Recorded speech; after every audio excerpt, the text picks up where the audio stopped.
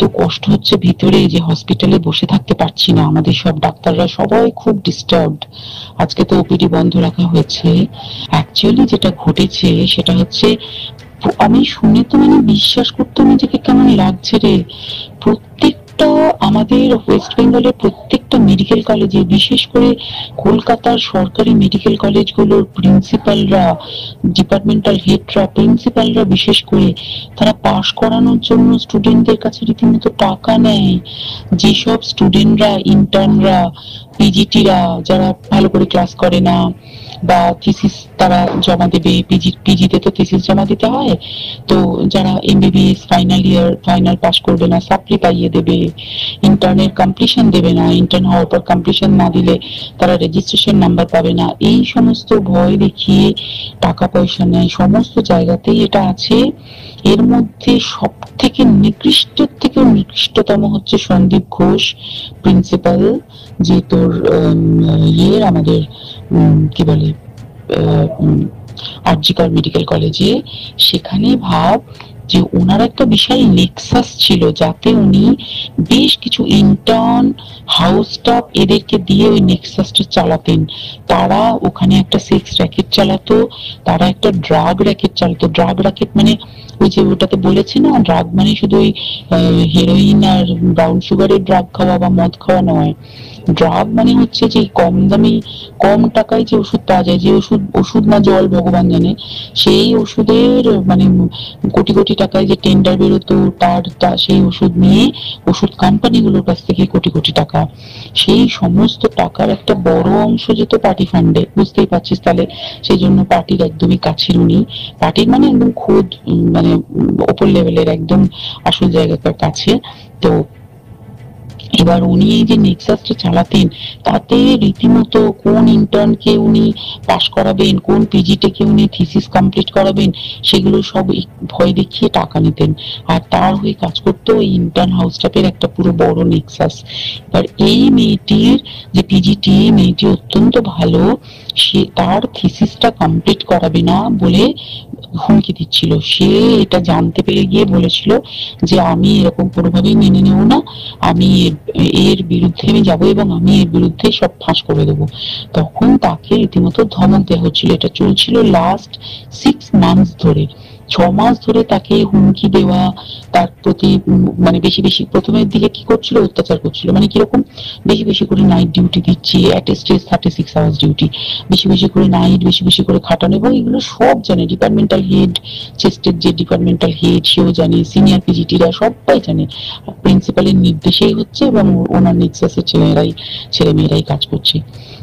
তারা 6 মাস ধরে এটা করেছে। করার পরও যখন ওকে আটকাতে পারেনি, তখন কি করেছে, ওই দিনকে ওরা ঠিক করেছে, যে দিনটাতে এই ঘটনাটা ঘটেছে, সেদিন কতখানি প্ল্যান্ড এবং গট আপ গেম দেখ। সেই দিন ওই ঘরে, ওই সেমিনার রুমে প্রত্যেক দিনই 4 তলার আরো অনেকেই যারা সিনিয়র পিজিটি বা জুনিয়র পিজিটি, তারা কিন্তু বিশ্রাম নিতে যেত, অনেকেই ওই ঘরে যেত। সেই দিনকে ও একা, ওকে বলেছে তুমি ঘুমিয়ে পড়ো, ওকে একা রেখে এসেছে। বাকিরা কাউকে যেতে দেয়নি, বলেছে ওই ঘরে আজকে ঘটনা ঘটছে, মানে কাজ হচ্ছে, ওই ঘরে কেউ যাবে না।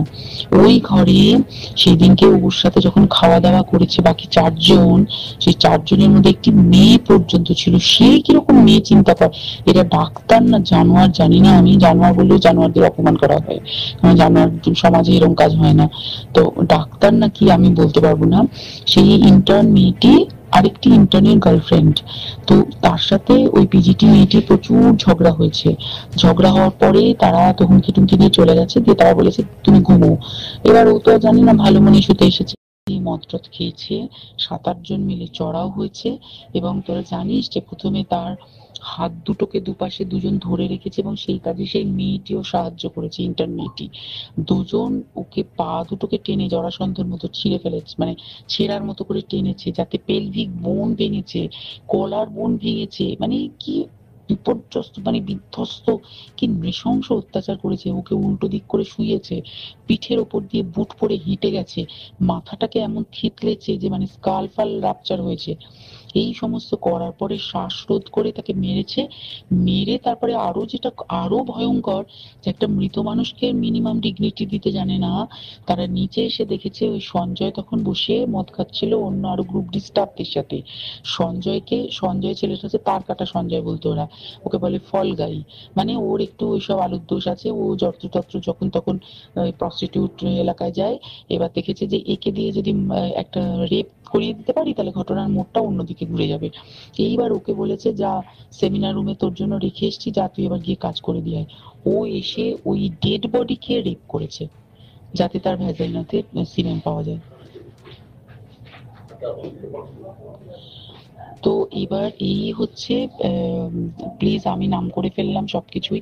কতজন আমি যে নামগুলো পাঠিয়েছি এই সব ডাক্তাররা, এরা সব জড়িত জানিস, কিন্তু কেউ কোনো প্রমাণ নেই প্রমাণ লোপাটের জন্য। সেদিনকে ওই ইন্টার্ন এবং ডাক্তাররা যে ওইখানের যে বাথরুমটাতে হাত পা ধুয়েছে রক্ত ধুয়েছে, সেইটাকে সাত তাড়াতাড়ি প্রমাণ লোপাটের জন্য ওই দেওয়ালকে ভেঙে দিয়ে তার মানে ওই বাথরুমের জায়গাটাকেই ভাঙতে হচ্ছে ওদের। ওখানে নাকি ওরা রুম বানাবে, কালকে দেখেছিস তোরা খবরে। আর বেশি বলতে পারছি না, মানে তোরা তো সবাই প্রোটেস্ট করিস, আমরা তো আমাদের দিক থেকে করছি, কিন্তু কিছুই হবে না, এই পোড়া দেশে কিছুই হবার নেই, শুধু ভেতরে ভেতরে গুমড়ে গুমড়ে কষ্ট পাওয়া।